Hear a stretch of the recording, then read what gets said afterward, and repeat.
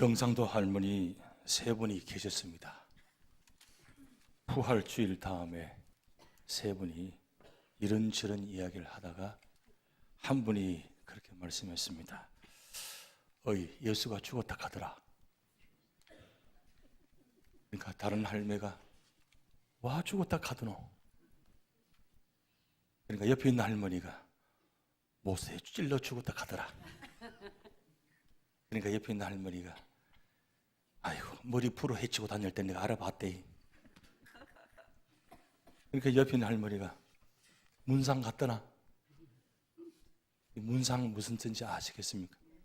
예, 문상 갔더나 하니까 안 갔다. 왜 안 갔노? 내가 갈락했는데 사흘 만에 보라한테 가더라. 그럼 옆에 분 가면 인사하겠습니다. 부활했다 가더라.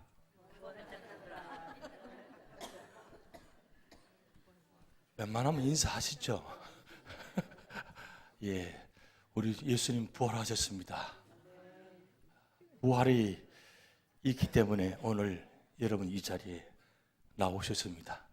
만약에 부활이 없었다면 오늘 이 자리에 나올 이유도 없고 이렇게 몸도 안 좋으신데 감각이 들리셔서 기침하시면서 이렇게 나오시지 않을 텐데 나오셔서 감사드립니다. 부활이 우리에게는 그만큼 소망이 있습니다.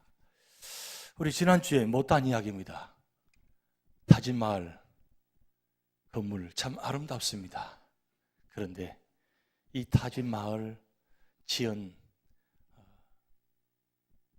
황제가 거기에 참여한 모든 기술자를 다시는 이 같은 훌륭한 건물을 지어서는 안 된다고 해서 다 손목을 잘랐다고 합니다. 이거는 카드라입니다. 설입니다. 그 정도로 저렇게 황제는 다시는 이런 작품을 내놓지 않을 정도로 최고의 작품을 만들었습니다. 그런데 이 타지마을 지은 황제와 황후 이 두 사람 사진입니다. 그런데 그 무덤에 학자들이 그 글자가 있는데 나중에 연구해 보았더니 어떤 글자가 나왔느냐. 온 세상이 다 심판을 당할 때에 이 두 사람이 부활해가지고 세상을 심판한다. 믿거나 말거나 그런 내용이 이 타지마을 그 무덤 안에 그런 비밀이 담겨 있다고 합니다. 반은 맞습니다. 요한복음 5장 29절 말씀에 이 부활은 모든 사람이 다 부활한다고 했습니다. 우리가 오래전에 옛날에는 예수 믿는 사람만 부활한다고 믿었습니다. 근데 성경에는 예수 믿는 사람뿐만 아니고 믿지 않은 사람도 모두 다 하나님께서 부활하게 하신다 그랬습니다. 왜 부활하게 하시느냐? 믿는 자는 생명의 부활로, 그리고 믿지 않는 자는 심판의 부활로 일으킨다고 했습니다. 무슨 작전 짠 거예요? 부모님이 들어오시는 게? 부활이 이렇게 갑자기 등장이 된다면 어떻게 하겠습니까? 놀라겠죠, 그죠? 여러분, 우리에게 부활은 순식간에 이루어지는 장면입니다. 근데 중요한 건 모두가 다 부활한다는 겁니다. 그런데 부활에는 차이가 있습니다. 어떤 차이가 있느냐? 생명의 부활이냐, 심판의 부활이냐, 그것입니다. 그러기에 지난 시간에는 말씀하신 대로 살아나셨느니라. 그래서 구약에 예언된 말씀과 신약에 예언된, 그리고 실질적으로 예수님께서 오셔서 하신 말씀들을 말씀드렸습니다. 그러면 그리스도의 부활 다음에는 넥스트는 누구냐는 거죠. 이걸 여러분들이 이제 마지막으로 정리하셔야 될 때가 되었습니다. 근데 오늘 20절 말씀에 이렇게 기록되어 있습니다. 그러나 이제 그리스도께서 죽은 자 가운데서 다시 살아나사 잠자는 자들의 첫 열매가 되셨도다 그랬습니다. 여기 첫 열매라는 단어가 굉장히 중요한 단어입니다. 우리 장로님께서 우리 기도하셨지만 13개 나무 동산 이제 나무가 자라고 있습니다. 풍성한 열매 맺혀지기를 기도하셨습니다. 우리 나무들마다 아름다운 열매 맺혀져서 가을에는 다 추수해서 열매를 따먹을 수 있도록 그런 나무 동산이 될 줄 믿습니다. 왜 예수님께서 여긴 첫 열매가 되셨다고 했느냐, 이게 중요합니다. 이 첫 열매. 이 말씀은 구약 성경에 레위기 23장 10절 11절 말씀에 이렇게 되어 있습니다. 이스라엘 자손에게 말하여 이르라. 너희는 내가 너희에게 주는 땅에 돌아가서 너희의 곡물을 거둘 때 너희의 곡물의 첫 이삭 한 단을 제사장에게로 가져갈 것이요. 11절 제사장은 너희를 위하여 그 단을 여호와 앞에 기쁘게 받으심이 되도록 흔들되 안식일 이튿날에 흔들 것이며. 자, 이스라엘 백성들이 광야 40년 동안 행군하다가 가나안 땅에 들어가면 만나며 출애가 멈추게 됩니다. 그때 가나안 땅에 들어가서 첫 곡식을 거둘 때 그 거둔 곡식을 제사장에게서 가져와서 그것을 드리라고 되어 있습니다. 근데 그때가 언제냐? 6월절 다음 무교절 이튿날이라고 했습니다.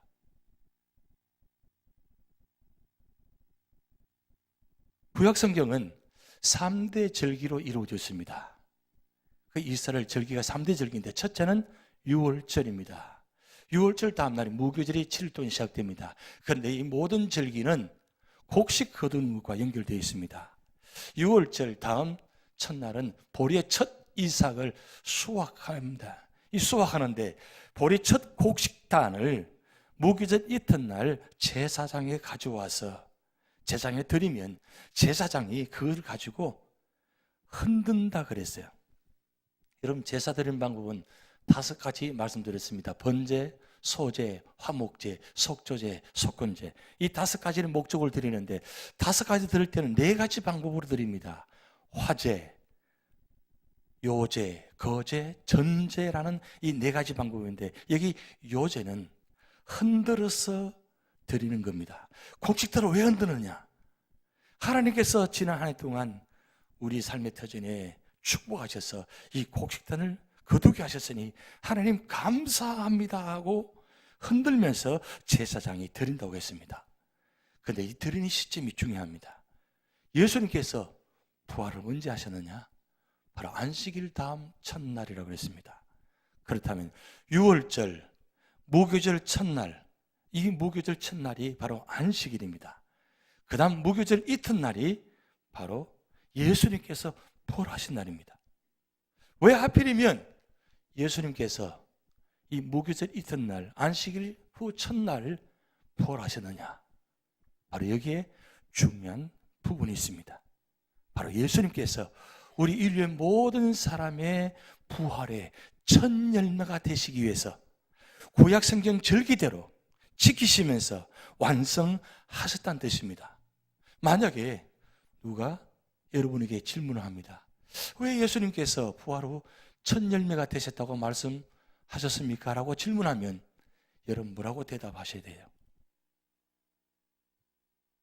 지금까지 여러분 이 첫 열매에 대해서 어떻게 알고 계셨습니까? 이렇게 성경에 레위기 23장 10절 11절 말씀에 구약의 절기대로 드린 대로 예수님께서 이렇게 말씀대로 이루시기 위해서 그것도 십자가에 죽으시고 부활하신 이 모든 과정이 철저하게 말씀하신 대로 오셨고 말씀하신 대로 사역하셨고 말씀하신 대로 부활하셨다는 것, 그리고 마지막 부활하시는 그 시점도 바로 첫 열매가 되셨다는 것, 이 놀라운 하나님의 섭리였다는 사실입니다. 그런데 그 구약의 제사를 드리는 이스라엘 백성들이 지금 그 첫 열매를 믿지 않고 있습니다. 중요한 건 예수님께서 우리에게 첫 열매가 되셨다는 것은 무슨 뜻이냐면 두 번째 열매가 있다는 뜻입니다. 만약에 예수님께서 첫 열매는 말씀하지 아니하시고 그냥 열매가 되셨다라고 할 수 있습니다. 그렇다면 두 번째가 없는 거예요. 그런데 성경에는 분명히 사도 바울이 이 첫 열매가 바로 예수 그리스도가 되셨다는 말씀을 기록했기 때문에 오늘 우리에게는 소망이 있다는 사실입니다. 그래서 여러분 6월절 다음에 77절, 그 다음에 초막절 이렇게 3개 있습니다. 77절은 보리와 미래 수확을 감사하는 절기입니다. 이틀을 다시 오순절, 맥주절. 왜 77절이었냐면 무교절부터 해가지고 77에 49일 지난 후에 오순절이 되는 그때를 오순절이라고 합니다.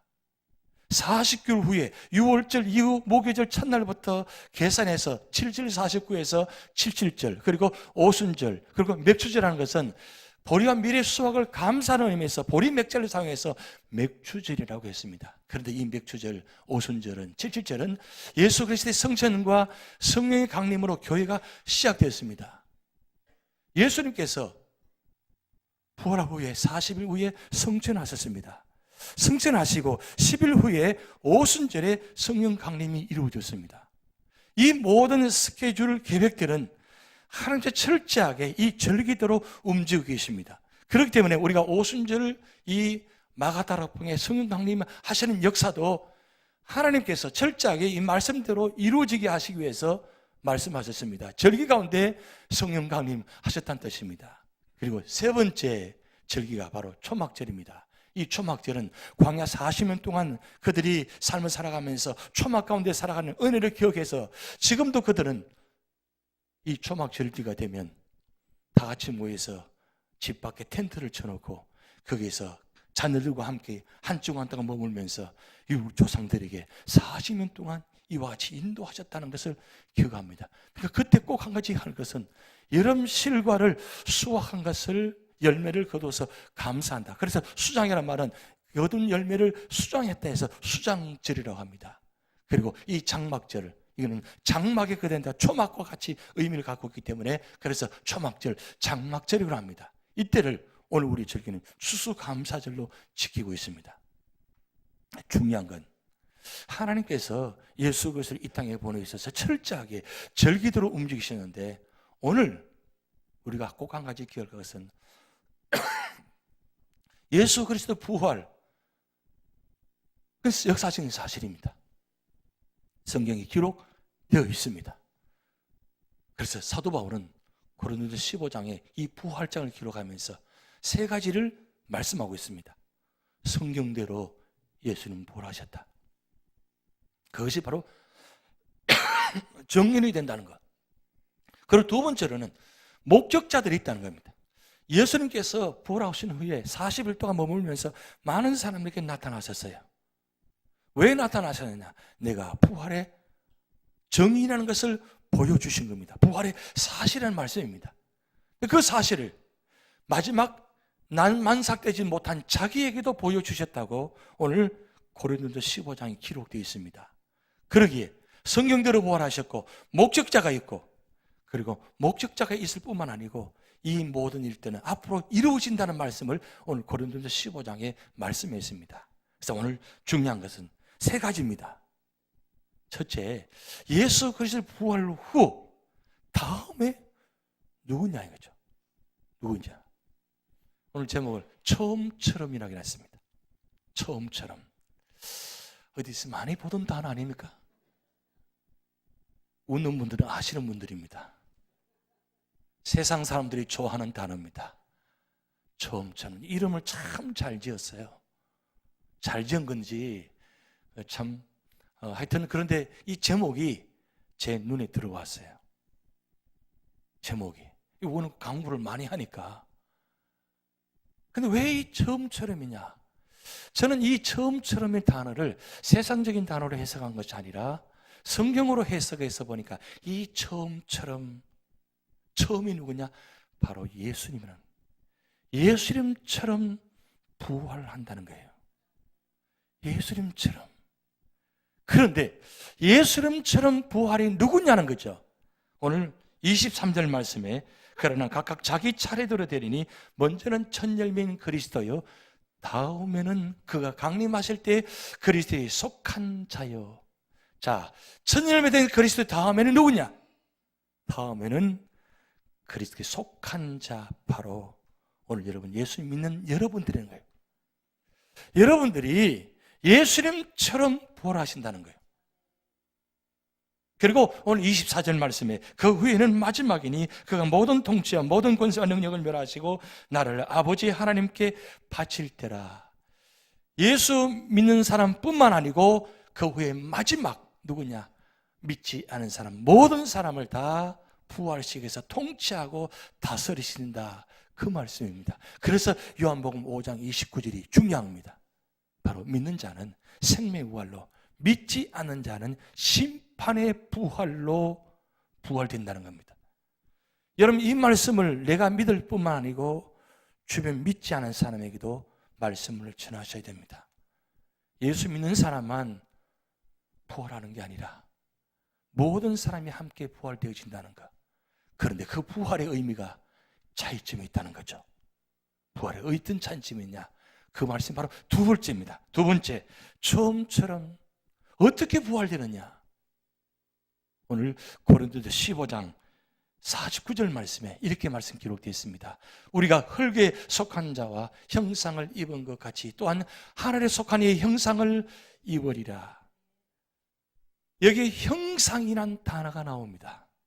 이 형상에는 태초에 하나님께서 인간을 창조하실 때에 하나님의 형상대로 창조하셨다 그랬어요. 그래서 창세기 1장에는 하토부, 보시기에 좋았다라 그랬어요. 얼마나 하나님이 아름답게 창조했으면 이 마지막 날 창조된 작품 사람을 보시면서 하토부, 보시기에 심히 좋았더라. 그 정도로 아름다운 존재로 형상을 만들었다는 것입니다. 그런데 이 부활이 바로 이런 형상의 모습처럼 예수님처럼 부활해 되진다는 겁니다. 그러면 오늘 성경의 고린도 15장에는 어떻게 형상이 부활되는지를 네 가지를 말씀하고 있습니다. 첫째, 그 부활은 썩지 않는 몸으로 부활한다. 바로 42절에 죽은 자의 부활도 그와 같으니 썩을 것으로 심고 썩지 않을 것으로 다시 살아나며 라고 했습니다. 우리의 몸은 썩는 존재입니다. 언제부터? 예수를 믿기 전에 에덴 동산에 추방당한 그 이후부터 우리는 죽음의 존재가 되었습니다. 그래서 우리는 죽음의 존재가 되어서 땅 속에 들어가서 썩을 존재로 바뀌어져 버렸습니다. 그런 썩을 수밖에 없는 존재가 예수님께서 재림하시면 우리 몸이 썩지 않는 몸으로 주님 몸처럼 바뀌어진다는 거예요. 여러분, 아무리 우리가 아름답게 화장하더라도 변장하더라도 우리 몸은 썩게 됩니다. 누가 그런 말을 했습니다. 인류의 신반 중에 가장 큰 신반, 여자 중에 가장 큰 신반은 무엇이냐? 여자는 신반이 첫째 화장하는 것이다. 남자가 화장합니까? 남자는 화장하지 않습니다. 특별한 경우 외에는, 무대에 서기 외에는 화장하지 않습니다.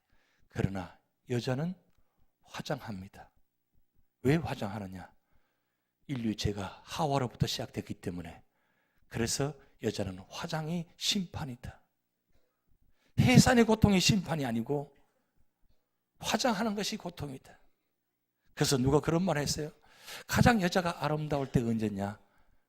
밤에 자다가 옆에 깨서 봤을 때 모습이 아름다울 때가 가장 아름다운 모습이다. 그래서 어떤 분들은 먼저 자라 그러고 한답니다. 그리고 남편이 일어나기 전에 먼저 일어난다고 합니다. 화장을 지우지 않다는 거죠. 왜요? 이 모습 이대로 아름다운 모습을 보여주기 위해서. 여기 그런 분 계시나요? 다 포기하셨죠? 아무리 아름답게 화장한다 할지라도 우리 몸은 썩게 되어 있다는 거예요. 그래서 너무 화장하려고 하지 마시기 바랍니다. 있는 모습 그대로가 아름답습니다. 그런데 어떤 사람이 아름다우냐? 부활의 믿음을 가지고 소망을 가지고 살아가는 사람 모습이 가장 아름답다는 거예요. 화장하지 않아도 부활의 소망을 가지고 살아가는 사람은 얼굴이 빛이 난다는 거예요. 왜? 부활한다니까. 그리고 매주일 부활 주일이에요. 죽음의 주일이 아니라 매주일 부활 주일입니다. 그래서 주일이 우리에게는 소망입니다. 그래서 주일은 금식하는 날이 아닙니다. 평일 금식하시더라도 주일만큼 금식하시면 안 돼. 왜? 주일은 부활하는 날이니까. 이게 바로 썩을 몸은 우리 몸이 썩지 않을 몸으로 부활하게 한다는 것. 두 번째입니다. 43절 말씀에 바로 영광스러운 몸으로 부활한다고 했습니다. 이 영광스럽다는 말은 아름답다는 말이에요. 사도 바울이 우리 몸을 영광스럽게 표현했습니다. 왜 영광스럽게 표현했냐? 주님의 모습이 영광스럽다는 거예요. 여러분, 주님께서 부활하신 후에 그 모습이 너무나 영광스럽고 아름다운 모습이세요. 다른 초월적인 모습입니다. 그래, 예수님은 시공간을 초월하시면서 얼마나 아름다우신지 제자들이 그 부활의 주님 보면서 두려울 정도로 그렇게 떨렸다고 했어요. 그런 주님께서 부활하신 후에 제일 먼저 하신 말씀이 너에게 평안할지어다. 평안을 주시는 그 아름다운 모습. 그 모습이 주님께서 재림하시면 우리도 주님처럼 영광스러운 모습으로 바꾸신다는 거예요. 여러분, 할렐루야입니까? 그리고 세 번째 말씀합니다. 43절 말씀에 우리 몸이 강한 몸으로 부활된다 그랬어요. 약한 겁니다. 우리는 약합니다. 약하기 때문에 우리는 매일 약을 먹습니다. 월요일부터 주일까지 순수대로 넣어가지고 먹는 것이 우리의 모습이잖아요. 하도 약이 많아서 그게 무슨 약인지도 헷갈려요, 요즘은. 그래서 매주일 그걸 체크 안 해놓으면 내일 해놓으면 먹었는지 안 먹었는지 그래서 두 번 먹을 때가 있잖아요. 그게 우리의 모습. 왜? 그렇게도 먹어야 약한 것이 강하게 되니까. 그런데 먹으면 먹을수록 건강해야 되는데 먹으면 먹을수록 어떻습니까? 점점 더 먹어야 돼요. 더 좋은 거 찾아야 돼요. 그런데 그렇게 많이 드셨는데 지금 어떻습니까? 건강하세요? 시간이 갈수록 우리 몸은 점점 약해져 있습니다. 왜요? 하나님께서 우리를 심판하시기 때문입니다. 이 죽음에는 심판. 그래서 학자들이 이야기하죠. 인간은 태어나면서부터 죽기 시작한다. 죽음을 향해서 달려간다. 그렇게 학자들이 이야기하잖아요. 우리는 죽음을 향해서 가고 있습니다. 이제 얼마 남지 않은지도 모르겠습니다. 그런데 주님께서 재림하시면 우리 몸이 주님처럼 강한 것으로 다시 살아난다 그랬어요. 주님, 시공간을 초월하시는 주님이십니다. 강한 존재예요. 여러분, 요즘 미사일을 하늘에 쏘아가지고 많이 이야기하잖아요.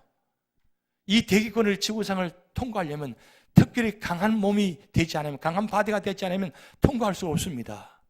그래서 강대국들이 그래서 기술을 개발해서 우주 공간을 쏘아올리잖아요.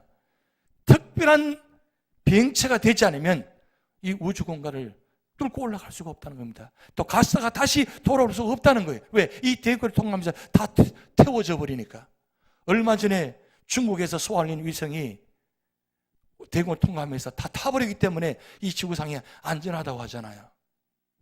그만큼 강한 기체가 필요합니다. 그런데 예수님 승천하실 때 그냥 올라가셨어요. 예수님께서 사도행전 1장에 예수님께서 승천하시는 몸이 바뀌었다라 그 말씀 있나요? 이미 부활하실 때에 시공간을 초월하는 다른 3차원적인 차원의 존재로 예수님 몸이 바뀌었기 때문에 그 모습 그대로 승천하셨고 사도행전 1장에는 너희들이 본 그대로 다시 오신다 그랬어요. 주님께서 오실 때는 올라가신 대로 그대로 오십니다. 지금도 그 몸으로 계십니다. 그런데 놀라운 사실은 우리 몸이 주님께서 재림하실 때 우리 몸이 주님처럼 처음처럼 그런 모습으로 바뀌어진다는 거예요. 그래서 오늘부터 약을 끊겠다, 그렇게는 안 하셔도 됩니다. 중요한 건 우리 몸이 그렇게 바뀌어진다는 소망을 가지시라는 말씀이에요. 그리고 네 번째입니다. 오늘 44절 말씀에 육의 몸으로 심고 신령한 몸으로 다시 살아난다 그랬어요. 이 신령한다는 것은 영적인 존재입니다. 우리는 악한 존재입니다. 우리 몸속에 죄성이 가고 있기 때문에 로마서 1장의 말씀 보면 우리가 얼마나 죄가 많은지 가득 차 있는지 샅샅이 다 기록되어 있습니다. 그런 우리 육체의 몸, 그 몸이 주님처럼 신령한 몸으로 바뀌어진다는 거예요. 살아나게 하신다는 거예요. 이게 바로 우리 몸이 어떻게 부활되어진다는 사실을 네 가지로 15장에 기록되어 있습니다. 만약 누가 물으신다면 우리 몸이 그렇게 바뀌어진다고 말씀할 수 있어야 됩니다. 중요한 건 내가 그렇게 믿을 수 있어야 돼요. 그러면 이런 소망을 갖게 되면 우리 삶의 자리에 육체적인 질고 아픔, 역경들이 다가옵니다. 그럴 때마다 우리는 이 부활의 소망을 있으면 그런 모든 역경을, 고난을, 슬픔을, 이런 질고들을 이겨낼 수 있다는 겁니다. 비록 우리 몸은 죽음의 존재지만 주님께서 오시면 주님처럼 우리를 바꿔주신다는 그 믿음, 소망, 그 소망을 갖고 살아가신 여러분 되시기 바랍니다. 근데 세 번째 중요합니다. 세 번째, 그러면 언제 이런 일들이 이루어지느냐 이거죠. 언제? 오늘 고린도서 15장 51절에 이렇게 읽겠습니다. 보라, 내가 너희에게 비밀을 말하노니 우리가 다 잠잘 것이 아니요 마지막 나팔에 순식간에 호련히 다 변화되리니. 52절 다 같이 읽습니다. 나팔 소리가 나매 죽은 자들이 썩지 않을 것으로 다시 살아나고 우리도 변화되리라. 아멘. 우리도 변화되리라. 어떤 분이 그런 질문을 많이 합니다. 내가 지금 몸이 불편한 사람 모습인데 주님께서 부활하시면, 내가 만약에 주님께서 오시면 재림하시면 나는 모습이 과연 어떤 모습으로 변화될까? 여러분 궁금하시잖아요. 그런 질문 많이 하셨죠? 이 모습 이대로 그냥 부활되어진가? 아니란 겁니다. 신령한 몸으로, 강한 몸으로 바뀌어진다 그랬어요. 그래서 지금 몸이 불편하다고 해서 여러분 절망하지 마시기 바랍니다. 그때는 다른 차원의 존재로 강한 육체로, 강한 신령한 모습으로 바뀌어진다는 거예요. 그런데 그때가 언제냐 이거죠? 아무도 모릅니다. 만약에 우리에게 그 날짜와 시간을 정확하게 말씀해 주시면 잘 믿을 것 같죠? 열심히 믿음 생활 하겠죠? 그런데 비밀이라고 했습니다. 비밀. 이거는 하나님 외에는 아무도 모르는 시간입니다. 왜 그렇게 하셨느냐? 정신 차리라는 거예요. 지금 잘 믿으면 끝까지 잘 믿을 것 같죠? 지금 잘못하면 그때 가서 잘할 것 같죠? 그래서 자평 강도처럼 그 마지막 순간에 내가 믿을 것이라고 그런 말 이야기 많이 했잖아요. 나는 집사람이 믿음이 좋으니까 나중에 집사람 따라간다고. 그때 가봐야 알아요. 중요한 건 주님께서 호련히, 아무도 모르는 시간에 호련히 나팔 소리가 난다 그랬어요. 그 말씀을 또 구체적으로 데살로니가전서 4장 16절에 말씀을 사도 바울은 기록해 놓았습니다. 주께서 호련과 천사장의 소리와 하나님의 나팔 소리로 친히 하늘로부터 강림하시리니 그리스도 안에서 죽은 자들이 먼저 일어나고, 그 다음 17절, 그 후에 우리 살아남은 자들도 그들과 함께 구름 속으로 끌어올려 공중에서 주를 영접하게 하시리니 그리하여 우리가 항상 주와 함께 있으리라. 여러분, 이 순서를 지금 말씀하고 있어요. 그런데 이 순서는 당겨버리지만 순식간에 이루어지는 장면입니다.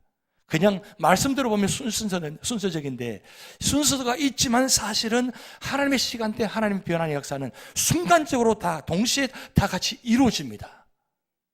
0.0001초도 아닙니다. 순식간에 변화되어지는데 그 변화되는 순간들이 순서가 있다는 거예요. 그러면서 데살로니가전서 5장 9절에 11절 말씀, 하나님이 우리를 세우시면 노하심이 이르게 하심이 아니요 오직 우리 주 예수 그리스도를 말미암아 구원을 받게 하심이라. 우리 10절 말씀, 예수께서 우리를 위하여 죽어서 우리로 하여금 깨어있든지 자든지 자기와 함께 살게 하려 하셨느니라. 11절까지 있습니다. 그러므로 피차 권면하고 서로를 더월 세우게 하여 너희가 하는 같이 하라. 보세요, 자기와 함께 살게 하시려고 부활하시고 성천하시고 다시 오십니다. 주님과 함께 살게 하시기 위해서. 하나님께서 에녹을 얼마나 사랑하셨으면 그를 데려가셨겠습니까? 오늘 우리도 하나님께서 우리를 너무 사랑하셔서 어느 순간에 데려가실지 모르겠습니다. 슬퍼하지 마시기 바랍니다. 하나님이 나를 사랑하셔서 빨리 데려가시는 것 뿐입니다. 중요한 건 그때 되면 모두가 다 함께 하나님과 함께 살게 하신다는 사실입니다. 그러면 지금 우리가 이 부활 신앙을 갖고 있는 우리가 어떻게 살아갈 것인가? 서로 피차 권면하고 위로하고 세워주고 그리고 함께 사랑하는. 그래서 사도 바울은 부활장 이 마지막 절에다가 이렇게 기록해 놓았습니다. 57절, 58절. 우리 주 예수 그리스도로 말미암아 우리에게 승리를 주시는 하나님께 감사하노니 58절 합독하시겠습니다. 그러므로 내 사랑하는 형제들아 견실하며 흔들리지 말고 항상 주의 일에 힘쓰는 자들이 되라. 이는 너희 수고가 주 안에서 헛되지 않을 줄 아느니라. 두 가지입니다. 견실하고 흔들리지 말라는 겁니다. 누가 뭐래도 나는 부활한다. 그리고 우리가 살아가면서 무슨 일이든지 주님의 일에 힘쓰는 자가 되라. 그러면 우리 모든 하는 일들이 헛되지 않게 하십니다. 오늘 우리 교회가 믿음의 성도님들이 이 마지막 때에 주님 언제 부르실지 모르지만 언제 오실지 모르지만 그때까지 우리가 서로 흔들리지 않고 끝까지 교회를 지키며 세우며 그리고 주님을 위해서 주님께서 말씀하신 대로 이 부활신을 가지고 세상에 나가서 복음을 전할 때에 하나님은 우리 교회를 통해서 여러분을 통해서 주님의 큰 영광과 구원의 역사가 나타날 줄 믿습니다.